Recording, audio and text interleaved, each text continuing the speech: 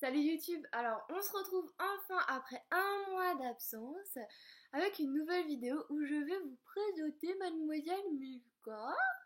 Alors je vous cache pas qu'elle va sûrement pas rester dans mes bras pendant 10 minutes. Alors j'ai mis un peu de temps à... Oui, moi chérie. Ouais, Milka est un chat de gouttière, voilà, l'air blasé. Un chat de gouttière, voilà, elle est tigrée, elle a du blanc et elle est tigrée gris, voilà, elle veut se barrer. Voilà. Alors, bon, voilà, vous l'aurez vu au moins. Alors, ça fait donc depuis mi-janvier qu'on l'a. Et je vous cache pas qu'on a mis beaucoup de temps avant qu'elle vienne nous faire des câlins, avant qu'elle dorme avec nous, parce que on l'a récupérée en fait dans une association. Donc, pour ceux qui sont en Maine-et-Loire, il y a une association qui s'appelle Chats en détresse. Donc, ils ont une page Facebook, je vous linkerai le lien sur la box, la barre d'infos. Et donc je les ai contactés et à la base on voulait un chat noir. Euh, la dame de l'association nous a orientés vers une famille d'accueil qui apparemment en avait. Sauf qu'on est arrivé chez la dame et pour elle un noir c'était donc comme Milka. Donc voilà. Alors on l'a appris parce qu'en fait, bon, cette dame est très a un gros cœur parce qu'elle recueille pratiquement tous les chats abandonnés qu'elle peut, mais c'était l'horreur chez elle, c'était dégueulasse. J'ai même pas vu une seule litière, donc les chats devaient pisser un peu partout et n'importe où. Elle devait en avoir dans un petit appartement comme moi j'ai, donc de 50 mètres carrés, elle devait avoir environ une vingtaine de chats. Donc, je vous dis pas l'odeur, je vous dis pas l'état de tout quoi, enfin, les meubles c'était crade quoi. Il y avait de la poussière, mais ça faisait tellement longtemps qu'elle était là que de la graisse était venue quand même s'accrocher à la poussière, enfin, c'était vraiment dégueulasse.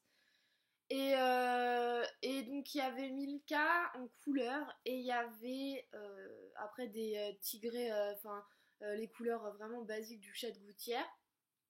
Et en fait, si elle les donnait pas tous, enfin il y en avait qui étaient à elle, donc je crois qu'elle en avait 6 7 à donner. Si elle les donnait pas tous à la fin de la semaine, ou de 15 jours je crois, ils allaient tous dehors. Donc on a appris Milka, alors elle s'appelait Mirchka, mais j'aime pas du tout Mirchka et mon copain non plus, donc on l'a appelée Milka pour que ça sonne un petit peu pareil. Euh, voilà, on a bataillé pour l'attraper chez la dame, elle est très peureuse. Et quand elle est arrivée ici, c'est simple, je sais pas si vous voyez l'arbre à chat, là, le petit cube, elle est restée là-dedans pendant au moins, sans déconner, 3 semaines. Donc c'est-à-dire qu'elle sortait à peine pour manger puisqu'on avait mis du coup la bouffe et l'eau près du cube sur l'arbre à chat. Et on avait mis la litière, donc c'est des maisons nous qu'on a, vous savez les litières qui se ferment là, au pied de l'arbre. Sachant que le premier week-end où on l'a eu, avec mon copain, je dis bon, on monte, on va se coucher. Il était 10h30, un truc comme ça. Et quelle surprise en voyant qu'elle avait pissé sur notre couette. Donc je me suis dit super, c'est un chat dégueulasse. Alors bien entendu à 10h30, sachant qu'on n'a qu'une couette, bah obligé de la laver dans la douche, enfin pas tout entier, mais laver au moins la grosse partie qui était pleine de pisse. Donc au vinaigre blanc, à la lessive et tout en train de laver, après en train de sécher au sèche-cheveux parce que forcément bah fallait qu'on puisse y dormir avec le soir quoi. Donc c'était juste génial. Le soir on l'a eu également, il y a eu un concours parce que j'ai changé de canapé, je sais pas si je vous l'avais dit, vous avez dû le voir peut-être, je crois que je l'avais mis sur Facebook. Parce que avec notre ancien canapé, Ginger et Milka ont décidé la première nuit de se faire un concours de celui qui pissera le plus dessus ou dedans quoi. Donc vu que c'était de la mousse et du tissu, c'était genre l'odeur mais dégueulasse. On s'est tenté avec mon copain de commencer à nettoyer, alors pareil, démonter le canapé, laver dans la douche au vinaigre blanc et ça, mais l'odeur était tellement imprégnée, il y avait tellement de pisse qu'en fait on s'est résolu à l'emmener à la déchetterie. Voilà les exploits. Alors si vous voulez acheter un chat en association,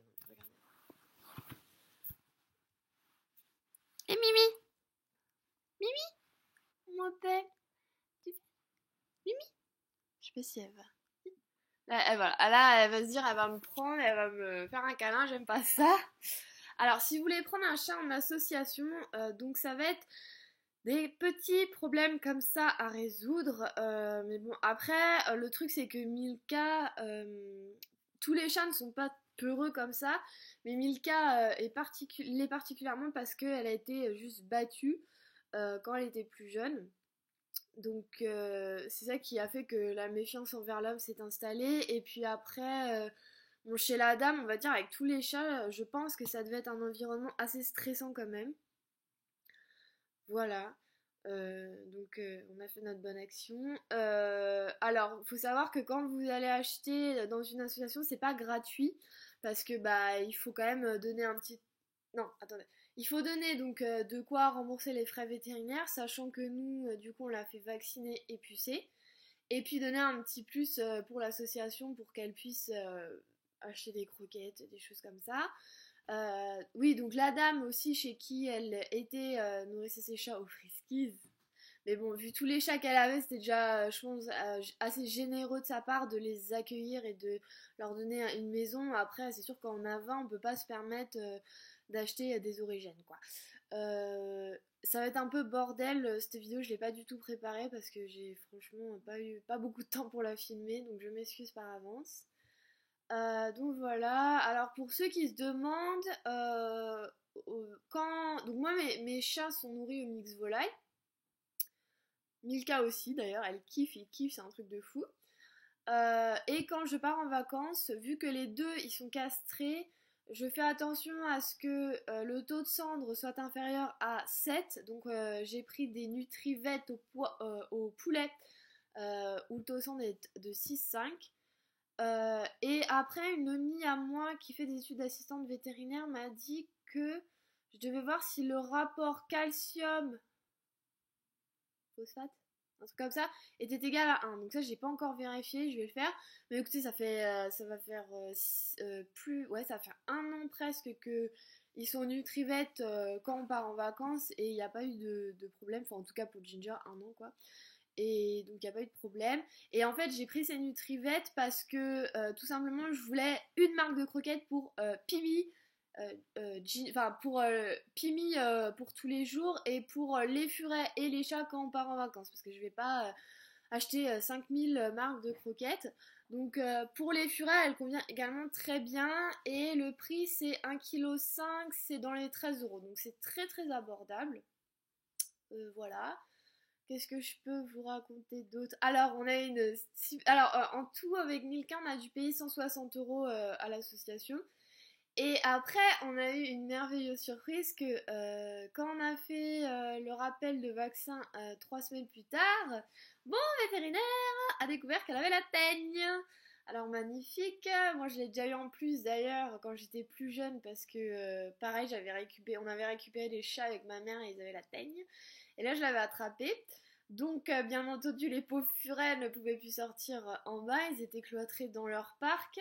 Et à chaque fois que je passais des chats au furet, bah, je me lavais les mains. Alors sachant que c'est franchement super chiant le traitement de la teigne parce qu'il faut tous les 3 jours leur passer un produit sur leur pelage. Donc en fait on les mouille quoi de produits. Et c'était très chiant puisque Milka bah, elle avait peur et en plus on lui faisait ça donc bon c'est voilà. Et bon bah Ginger lui c'est clair il s'est la gueule comme je sais pas quoi mais bon c'était plus facile Ginger parce qu'il était moins peureux. Voilà, des cachets aussi à donner. Donc Ginger n'a pas eu la tête mais j'ai préféré traiter en prévention.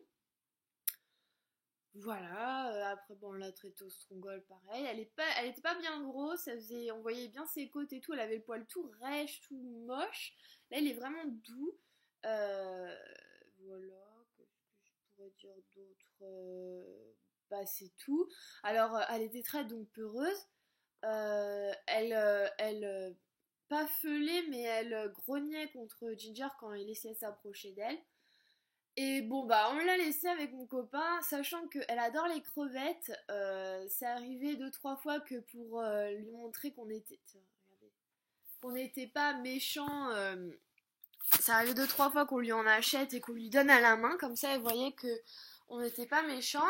Et d'ailleurs c'est à partir de, je crois, la 3e fois qu'on a acheté des crevettes qu'elle a commencé à venir nous voir et tout ça. Quand on l'a eu, elle avait un regard de killeuse. Enfin, des fois elle prend un regard de killeuse. Donc voilà, alors je sais pas si vous allez... Alors, il y a ma puce. Alors est-ce que vous voyez? Non, vous voyez rien du tout. Elle m'appelle. Oui, ma chérie. Et c'est pour te présenter à YouTube, hein? On m'appelle. Oui. Bah oui, mon bébé. Ah, vous la voyez pas beaucoup là. Là. Voilà, donc on a mis beaucoup de temps. Et puis un soir, elle est venue se coller, s'allonger sur le bord de notre lit, dire qu'on était dans le lit. Donc voilà, on n'a pas osé bouger ni rien, on trouvait ça trop mignon. Et puis après, elle a commencé... parce qu'en fait, avec Ginger, on lui fait des boules en papier pour jouer. Et elle a vu qu'on jouait avec lui avec des boules en papier, donc elle a commencé à elle aussi jouer. Et c'est marrant parce que quand elle veut jouer, c'est souvent le soir d'ailleurs, et elle commence à miauler et elle fait et du coup mon copain il fait pareil, voilà, il communique et elle répond et c'est vraiment trop mignon. Et elle apporte la balle en papier et hop, on lui lance, elle va la chercher, c'est des petits chiens quoi. Hein. Avec Ginger, ils s'entendent vraiment bien. Bon, oui, ils dorment pas souvent ensemble, mais c'est arrivé qu'ils dorment. Qu'est-ce que tu fais? Qu'est-ce que tu fais? C'est arrivé qu'ils dorment ensemble, donc voilà, le gros patapouf. Ginger. Gros bidou, bidou. Aïe, arrête. Gros bidou, bidou. Il aime pas qu'on lui touche les bidous. Hein? Gros bidou, bidou. Oui, t'as un gros bidou. Voilà, sinon, c'est tout. Je vous ai présenté, il faut que je change du coup ma page de présentation YouTube pour la rajouter. Et voilà, donc j'espère que cette vidéo vous aura... Ah oui, pour ceux qui veulent des nouvelles du petit furet qu'on a été... j'avais passé, j'avais mis un mot sur ma page Facebook comme quoi il y avait un furet sur Cholet qui allait être abandonné. Donc en fait j'ai mon ami, j'ai un de mes potes furet qui est famille d'accueil pour les furets de l'Ouest, donc je l'ai tout de suite contacté, qui lui s'est chargé de contacter les furets de l'Ouest. Et en fait dès le surlendemain on est allé le chercher parce qu'il a pas de voiture, donc moi je dis bon je t'amène. Et puis on l'a récupéré, mais vous auriez vu l'état de la maison de la dame. Elle était enceinte, elle avait 2 gros chiens, dont un, c'était pas un Saint-Bernard, mais ça avait franchement la même gueule, mais il avait, enfin, je sais pas trop ce qu'elle a dit la race, mais je me souviens plus du tout.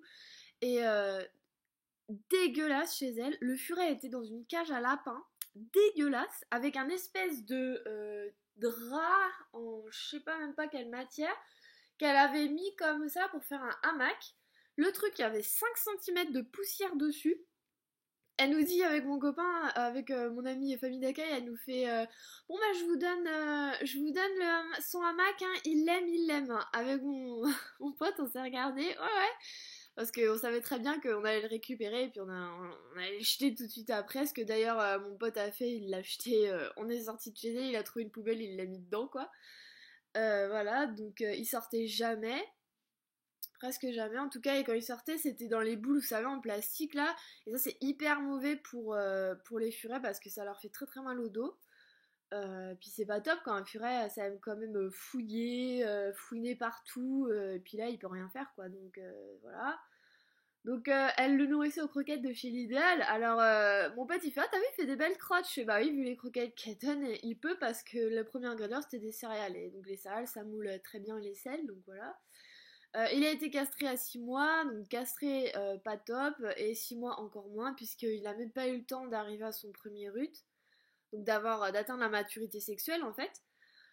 Donc voilà, on l'a récupéré, alors donc on l'a pris. J'avais ramené à mon ami, vu qu'il avait déjà une furette, il a déjà une furette en famille d'accueil chez lui, plus ses 2 furets à lui. Donc je lui ai ramené des couvertures, des gamelles, des croquettes, du vermifuge, des choses comme ça. D'ailleurs cet après-midi je dois y retourner pour le vermifuger et lui couper les ongles à ce petit Tywin qu'il a appelé. Oui, c'est un gros geek de Game of Thrones. Et il mord parce qu'il a mordu mon ami quoi. Mon pote il lui a fait 2 crocs là, il lui a mis ses 2 crocs sur le doigt et il pisse le sang quoi, il pissait le sang tout à l'heure. Mais bon, après, mon pote, voilà, il est famille d'accueil, donc il sait ce que c'est, donc ça le refroidit pas, on va dire. Donc voilà, il va bientôt être à l'adoption au Furet de l'Ouest. Donc si ça vous intéresse, écoutez, bah, suivez la page des Furets de l'Ouest. Sachant que avec les frais vétérinaires plus une contribution pour la sauce, ce sera 160 €.